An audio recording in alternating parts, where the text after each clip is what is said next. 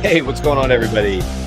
Today is Thursday, January 25th, 2024, and you are listening and watching the Daily AI Show live. You're here. Made it. Welcome. We're happy you're here. And we today means Beth, Andy, and I'm Brian. I will see if anybody else joins in another few minutes. But today we are talking about, if you happen to see our splash screen, if not, we're talking about will AI kill human creativity? Or will it, what was the word I used? Or will it like upgrade it? That's not the word I had, but I lost it. Democratize, so anyway. Like make it possible for everyone to be creative. Yeah. And this is a perfect place to just actually kind of kick this over to you, Andy, to kind of kick us off on this. So take it away, sir. Okay, here we go. Indulge me here. It'll take a few minutes, but you'll see where I'm going with this. Okay. So generative AI makes creation easy. But we're going to talk today about the striving of humans that births creative thought and expression in art and literature, and innovation in science and technology, not reductive or deductive or brute force thinking, but those breakthroughs of imagination and synthesis that come like sparks from a grindstone. So now I want to go way back to the early 1700s, and a fellow who I studied in college named Alexander Pope. You'll see where I'm going with this. He was deformed physically at age 12. He grew to only 4.5 feet tall as an adult, and he had a severe hunchback and persistent and kind of disgusting health problems. His family was ostracized for being Catholic in Anglican Britain, and they moved into the forests outside London to a little place there where he was self-taught, because he was prohibited from going to school or becoming a professor by the then anti-Catholic Test Acts. He is an example of a genius creative who became so despite struggles in life and society. He earned a pearl of great praise from that struggle because today he's regarded as the dominant poetic voice of his century and a model of prosodic elegance, biting wit, and enduring satire. And prosodic here, by the way, refers to the rhythmic aspect of poetry and language, so the intonation and rhythm. And I'm going to read you a little section of his poetry that's about this subject that we're talking about, amazingly. But you know Alexander Pope a little bit through some phrases that we hear today: damning with faint praise, or to err is human, to forgive divine. Those are penned by this creative genius. Now, he developed, of course, through his ostracizing, disdain for the elite men of letters of the time and for the educational system. And he wrote this poem called The Dunciad, which is studied by English majors like me. And I'm going to read you a little section of it. He's talking here about the men who educate other men, because women didn't get to go to college back then. And he says this about the educational process: we only furnish what he cannot use, or wed him to what he must divorce, amuse. Full in the midst of Euclid dip at once, and petrify a genius to a dunce. Or set on metaphysic ground to prance, show all his paces, not a step advance. Here's the killer line: with the same cement ever sure to bind, we bring to one dead level every mind. So fast forward to today, and there's a similar man of letters. Oh, you like that, huh? Yeah, there's a similar man of letters, a guy named Nick Cave, who wrote something recently which prompted discussion about the effect of ChatGPT specifically, but in total generative AI. And I'm gonna read you excerpts from what he wrote. But just to give his qualifications, the founder and bassist of the Red Hot Chili Peppers, Flea, called him the greatest living songwriter.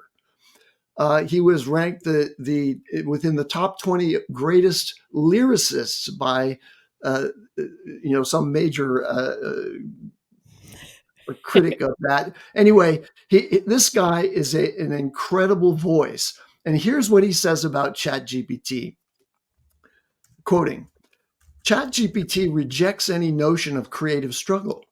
It rejects that striving alone against the known animates and nurtures our lives, giving them depth and meaning.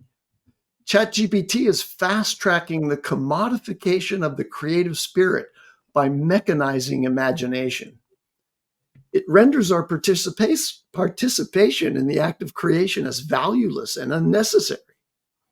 ChatGPT's intent is to eliminate the process of creation and its attendant challenges, viewing it as nothing more than a time-wasting inconvenience. But ChatGPT asks, why strive? Why bother with the artistic process and its accompanying trials? Why shouldn't we make it faster and easier? Now, to kick off this discussion, I ask these rhetorical questions. What happens if creative acts become effortless, guided by a soulless creative assistant?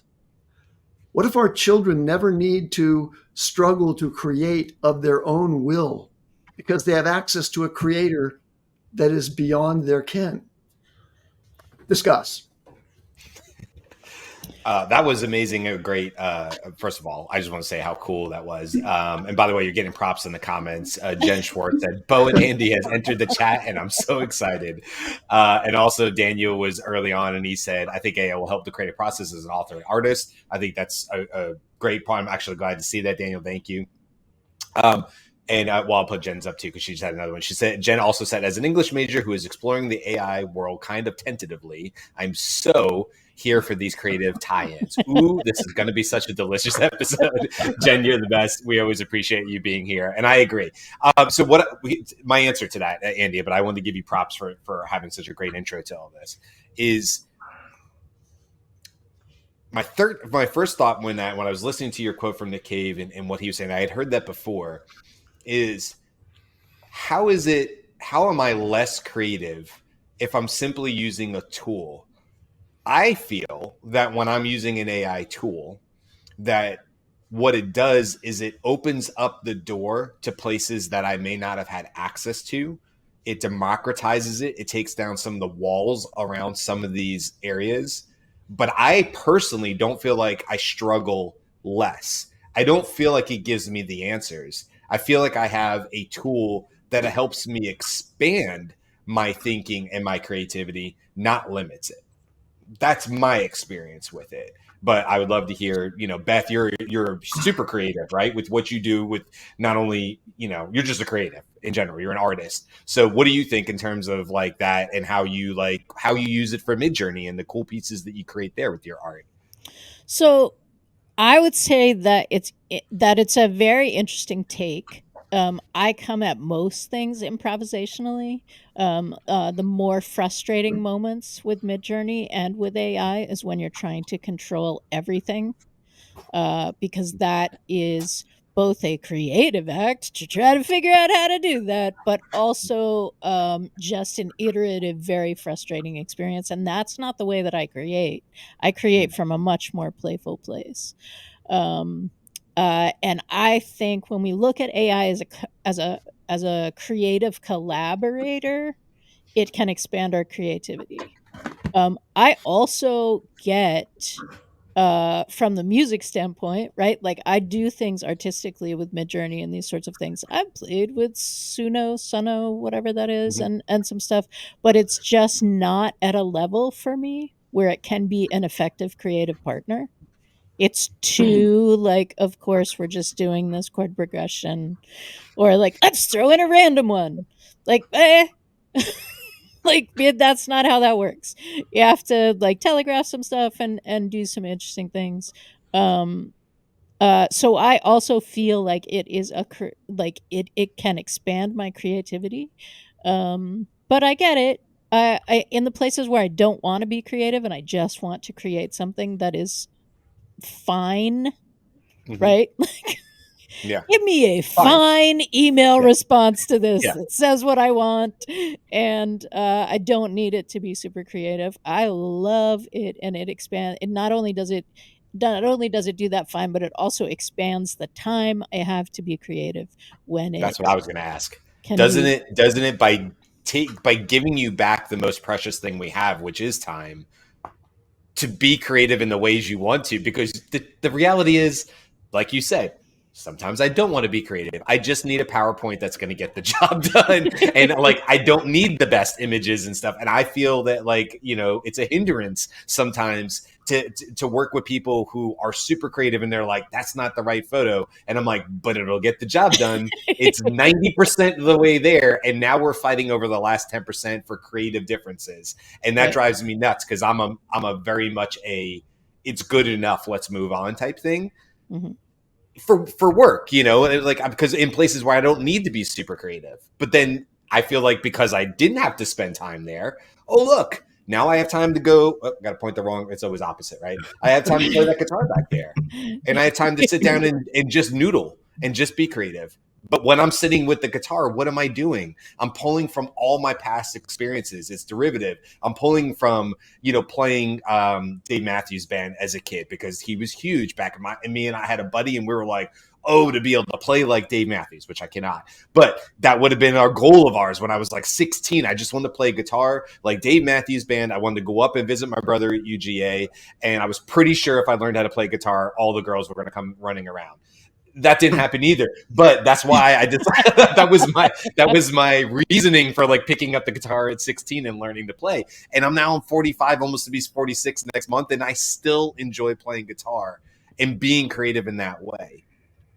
I don't personally see that if I use AI to help me come up with a new idea for a song and we work together in a co-working way, that is somehow diminishing the output. I don't feel like I had to work less to get there, because I don't know. Is what Nick Cave's saying, Andy or Karl? By the way, Karl's here. Is he saying that, like, Andy? I don't know. What do you think? Is he saying that the only way, like, the way to do this is you've just got to go through the suck. You've got to sit in the dark room for hours, or at the typewriter, or sitting with the guitar, or in the studio, and nothing good comes out of it. And you need that. You need that agonizing nothingness in order to get breakthroughs to creative. I certainly know people who create that way, that are like, look, nothing good happens for the first 5 hours of me doing this topic or this act, but I know that I get really super creative in the 6th hour. So I am willing to put the pain in for the first 5, because I feel that the 6th hour is where things happen. Or Saturday Night Live, you know, is famous for like writing at 3 and 4 a.m. Well, couldn't they write at 2 p.m.? Couldn't they? I mean, no. Why do they have to wait to 3 or 4? And Beth, everything out of after midnight is just funnier. Okay, let me answer the question that was embedded in that. Yeah. What do I think Nick is saying? I think Nick is saying that there is a need for, in order to achieve the highest level of creativity, there needs to be this banging your head against the wall struggle that teaches our neural network, our brain, something that, you know, it doesn't just, you know, spring into being without having to face those struggles. So think about this, comparing the neural networks that are in artificial intelligence to ours. I think his concern is that if everyone has access to this outboard system, doesn't that, over the broad population and over time, doesn't that depress the learning that's happening in humans? Because they can always turn to generate something creatively or outside the brain. And what we really need is, we need to expose humans to a struggle internally in order to have them create the abilities that are creative abilities. I think that's what he's saying. That's our meaning and purpose in life, is that we have to put ourselves through that crucible of difficulty in order to become creative ourselves. And if we don't involve ourselves in that struggle, then, you know, it's going to be out there. Yes, you know, in fact, AI will ultimately be much more creative than we are. It's capable by brute force, in effect, to create many more variations than we can generate individually. Okay, I have 2 pushbacks to that, and I guess it's not a pushback to you, Andy, because you're saying what you think Nick is saying. But this would be my 2 pushbacks. Number 1, since the dawn of the internet, so 90s, we'll just say the 90s, are people less creative? Do we feel as a whole, as society, that we have seen less creativity in the world since the internet? My answer to that would be resounding no. I've seen some of the most beautiful, amazing, creative pieces of art in various forms post 1990. So that's my opinion on that, obviously. Number two, doesn't it always come back down to you're not voted on, you're being lifted up, upvoted, whatever you want to say it, by society, by your peers, by people who are looking at it and saying, yes, that moves me. Yes, that resonates. I'll give you a perfect example. We don't have to get on this topic, but go check out a British singer. He's more popular, I think, in Britain right now. I found him on TikTok, Ren, R-E-N. And if you want to see an amazing performance of art, go check out on YouTube. Go look up Hey Ren. It's him in a guitar, and I will tell you, it's a good, solid 9 minutes of your life to watch this. Not kid, he's like 20 something. Do this thing with the guitar. Anyway, go check that out. Ren, R-E-N. It's worth your time today to go do that and move you in terms of. Also, slight trigger warning. If you have a thing about like ancient mental hospitals, like maybe let this one go. Have you seen it, Beth? You know what I'm talking about? It is an amazing performance. I agree with Ryan. Just like slight trigger warning. So I use him as an example because like he's younger. He probably has only lived in the era of the internet. And I look at him and I go, I've never seen anything like that. That's new to me. That's like what he did, his level of creativity through his experiences. So anyway, my pushback is just simply to say, like, do we really think we've gone through these technological innovations many, many, many times? Have we seen less creative? Are we less creative today than we were in the 1700s? Can I there was an article here that I kind of read prior as a prep. So I just want to read to you the reactions to some of the world's greatest technology. So the printing press. And then the reaction to this was met with resistance from some groups. Professional copyists who had previously enjoyed their status and prestige saw the printing press as a threat to their livelihood and feared it would put them out of work. Sounds familiar. Let's go to the telephone. It did. Reaction. Some critics feared that the telephone would cause a breakdown in social interaction and undermine face-to-face communications. Although I think that it was maybe that one came true. It was feared that if people in America got telephones, they would no longer show up to national celebrations, exhibitions, concert halls, and would retreat to their rooms and listen to the trembling telephone. And then the personal computer. When it came to the computer, there was kind of a panic that was mostly about potential mass job loss, coupled with the confusion of not being able to figure out how to make the machines work.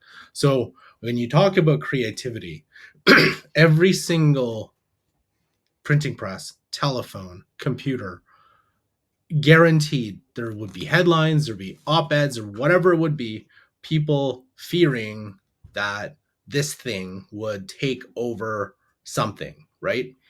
Because they were used to doing copyists, the telephone, whatever it was, they're used to that. But now I think like with AI, I see it as the exact same thing. It's just progressing at a faster clip. But I really, really believe that we as humans will figure out how to be creative using these things. The creativity will be different, but you'll see the most amazing creative implements of whatever it is, whatever you're using, sound, audio, visual, image. You'll see a new type of creativity that every single generation always complains about the generation after it.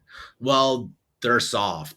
They can't do that. They can't do this. Well, I think that's what's going to happen is like the next generation is going to be, has the tech to be exponentially more creative than previous generation. And then previous generation would say, well, in our days, we had this, we had social media, now you have this. So I just think it's the natural evolution of society.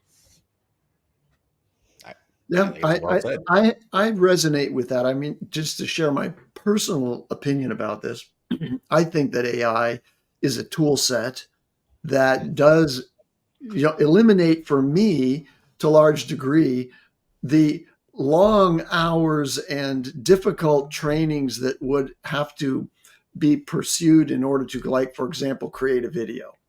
Like, I've never done video editing. It would take me a long time to learn how to do that. But now I might well be able to generate a video to fulfill some imagination that I have about something that I want to present that I couldn't have done before. So it does smooth the way to, the expression that I want to deliver. So it will enable a large portion of the population that will take advantage of these tools. It will enable them to do something much more creative than they might have otherwise. But again, I go back to my concern about it is that there is a development process that I would have gone through in pursuing such a thing if I decided to take that as a specialization. That actually is developmental to me and gives me capabilities beyond just the specific skill that I learned through that struggle. That I worry that there's a large portion of the population that will just never undertake any such diligence to actually develop themselves in some way, instead relying on the technologies outside them to do that. Maybe that doesn't change the fact that there is always a small elite group of people who will be able to use their intelligence to strap together multiple outboard intelligences in order to create something that's way beyond what any one person could have done in the prior generation. That'll happen. But what happens to the mass populations when they're reliant on these external tools? Well, so one thing I want to point to respond to that is when we talk about the creativity angle, I like to think about it as there's a lot of people, like I think Replic's goal is there's a lot of people with really good ideas on how to create something or solve a certain problem. They just don't have the skill set, or they'd have to spend hours learning Python or JavaScript, not everything else. That the democratization of that alone, being able to use natural language to create what you've been thinking in your head to solve a problem, that's, to me, that's the creativity that now is very, very close for people to do. I think the more big problem is, how do you enable everyone in the world to have access to this, to really lift up like humanity in general? Right. Because right now the only people who are gonna have access to these tools are the ones who, in more developed countries. Like some people will never be able to access some of these things, and that's like an unfortunate, like, we're still in the cases where some people just don't have even reliable broadband or even internet. So how are they going to be benefiting from all of this too? Well, in the terms of creativity, obviously it doesn't look. Somebody will always choose in their path of their creativity to go sit on a beach at sunsets and create their masterpiece or their next album or whatever. And that won't change. That's not, AI will not rob somebody of that experience or that ability to do that. They may choose to abstain and not use any AI tools in their creative process because that's their process. But I think it being, like you say, democratizing it and getting it available to people so they do have the option to use it and they can be creative in other areas that they wouldn't have had access to.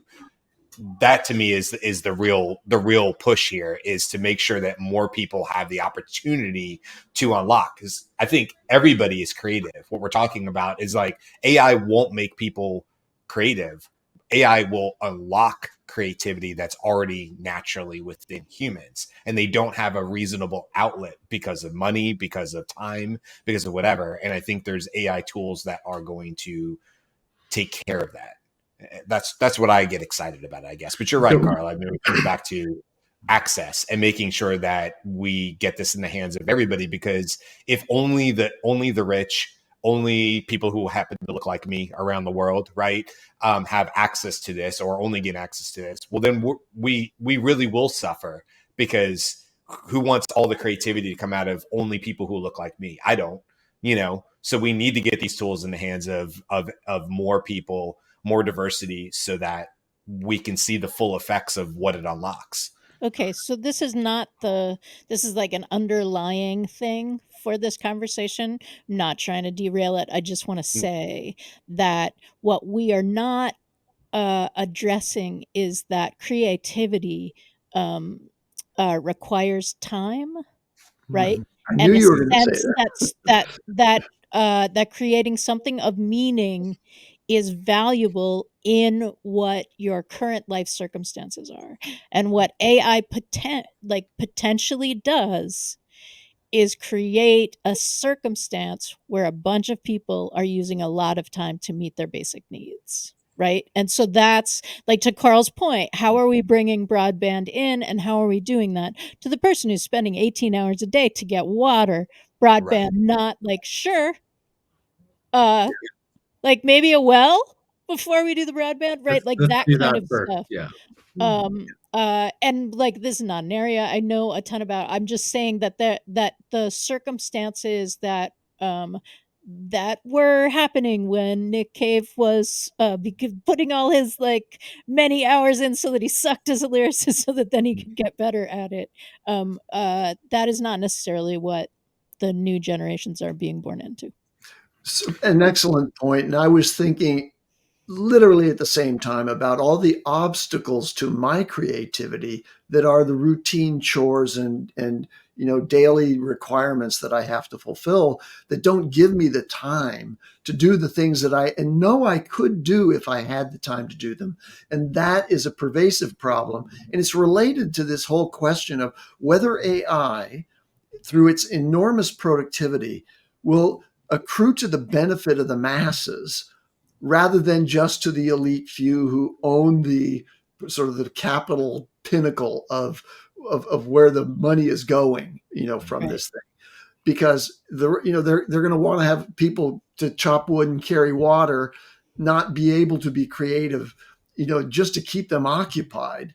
And that's not in service to the collective creativity of humanity. That's another show. But it's all related. And I think that we're at an inflection point in society here where AI has the potential to allow people to have the time to be creative and to give them tools that will make them much more facile with creative efforts. But it's also possible that this could be the collapse of a society in a way that creates masses with pitchforks who are unemployed, and people in castles who aren't really being that creative themselves. Although I have to give kudos to the people who've actually built these tools. There's some intense creativity there that's beyond my imagination.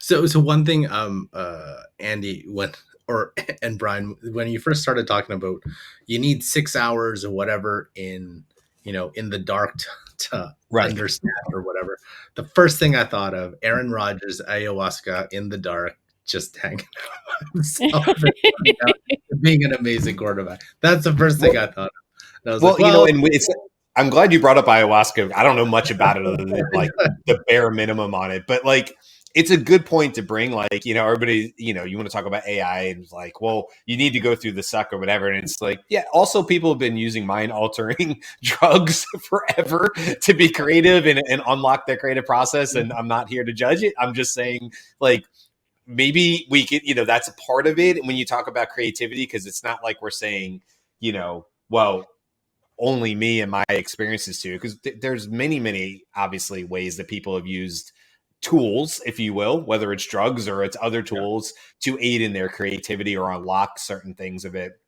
I know Will Smith, who isn't as fun to quote as he used to be after slapping Chris Rock, but Will Smith was somebody who was like, when he writes, he said, I believe it was Will Smith, I hope I'm quoting that right, where he said, I had to learn to give myself permission to suck when I start writing, because it's only through the process of writing and just writing and not staring at a blank page, but like, well, this is probably going to suck, the first 5 pages of this, because for him, that mental gymnastics and working through that and giving himself permission to not be great is what ultimately allowed him to be great. Like, so to me, I guess I'm not as worried. I mean, I'll just say I have a 13-year-old, and I'm not worried about, will my daughter's generation, whether that's Z or whatever she's considered at 13, being less creative. As a matter of fact, I actually think we're looking at future generations being the most creative in any time in my experience, my existence. So, I didn't really, we're sort of out of time, so I won't do it. I won't share the screen, but like, just as an example, I threw a really easy prompt into the old AI playground, ChatGPT playground, which I haven't been into in a while. But because I can adjust the temperature in there, we haven't talked about this in a while, but you can adjust temperature. And so the playground is a great place to do that. And so I just threw a really quick prompt. And I'm like, look, your goal is to be a super creative marketing agency. And, you get rewarded on creativity and blah, blah, blah. And then I was like, okay, Coca-Cola is coming out with a brand. This is my idea. And I said, not what it put in. This is my input. I said, Coca-Cola wants to sell a new flavored soda called matcha, which is flavored like matcha green tea and is slightly carbonated and has natural caffeine in it. It's to be marketed as a healthier choice to the soda industry, to Gen Z, by avoiding harmful sugars, dyes, or other ingredients. And I was like, go, right? So then it comes out with all these answers. Now, I look at that and I go, oh, that one's all right. That one's, oh, that's a good idea. I bet you if you took that and you went this way, you could have something fun. And then there was like some guerrilla marketing techniques that it brought into that were super creative, and ways that you could do it with, like, they had a great one with Venmo. And it was like, you could do this Venmo challenge. I'd never really heard that before. I was like, that's a really innovative way of doing that and sharing it. So basically in 3 seconds time, if I had worked at a marketing agency and I was like, I just need to get my brain moving, right, this is a great way for it to unlock and me go, oh, that's a path. That's a path. That's a path. But I didn't have to work so damn hard to figure out the paths. Now I can take my intelligence and run in any one of those paths. And perhaps I'll use AI more as that buddy to help me in that co-pilot through the process. So that's what I just wanted to bring that up, because I think that's just a really easy use case of how people might be currently using AI to help their creativity. It's not to replace people, or at least for me, I don't feel like it is. It's to unlock a whole bunch of new ideas that I probably would not have come up with on my own. And now, I got this tool that can get me going. And now I can just start, being innovative and iterating on these different paths and stuff like that. So anyway, wouldn't you think so, now that we're gonna, really quick point, how, again, spending hours trying to think through things, wouldn't we now spend hours trying to think through how we could use AI to do X point or whatever task? Because that's what I've been now spending time with it. Yes, I can go ask a bunch, but I was like, I would sit here and I would go on walks and just have conversations with whatever GPT, and then just like, and get those ideas and bounce the ideas back and forth. But I think the thinking level gives me a lot. It isn't higher, but it just gives me a lot more perspective on things that I'm missing out. Because that's what I always ask, like, what else am I missing? What else have I not thought of? And these are the things that come through. But you still spend the hours trying to problem solve in that. Yeah. And sometimes that's a dead end. We've all experienced that, where the idea of trying to get AI to make it faster made it slower. And you're like, well, yeah, sometimes it's a dead end. I mean, it's what you have to admit it, right? AI is not the solution to everything. And sometimes it's just it's futile, right? Sorry, Beth, go ahead. No, actually, we want to wrap it up to you, Beth. Like being able to understand how AI can help you, right? Where AI is going to be good. AI can observe you. AI can recognize patterns that you're doing. Like, what if the 6 hours can be reduced to 4 because AI has noticed, hey, right? Like Brian talked about, like, he has a family member, when the knuckles start to crack, something is happening, right? That's a pattern that AI can recognize in your thought process. So now you only have to suck for 4 hours. Like, wow, you like made a 33% increase. Like, that is amazing. So Yeah, like everything, this is it can be a tool for good, or it can be a time suck, and it's kind of up to you to monitor your own experience with it. But and I wanted to bring up Jen's last comment here just to make sure we brought it up. But Jen did say, if the first pancake is always the worst, what happens when every pancake is perfect? That's kind of the question. It removes the sense of payoff, but Andy said it more poetically than me. So thank you, Jen, for your comments. We always appreciate all our comments and people hanging out with us. Thank you, Andy, for such a great kickoff to this conversation and bringing this up as a topic. I think it's one we'll continue to come back to, as always. But yeah, a lot of fun. Tomorrow, we're going to be talking about a McKinsey report that came out recently that was really, really interesting. We're just going to deep dive into it. And that'll be our conversation for tomorrow. We have a new interview that probably will be coming out tomorrow with somebody named Rebecca Love. I highly recommend you go checking her out on LinkedIn. Beth and I did an interview with her last night, and she was amazing, frankly. So I highly recommend you guys checking out that interview as soon as it goes live, and we'll let you know tomorrow if it has. That's it for today. Thanks, guys, for hanging out with us. Great conversation, and we will see you guys tomorrow.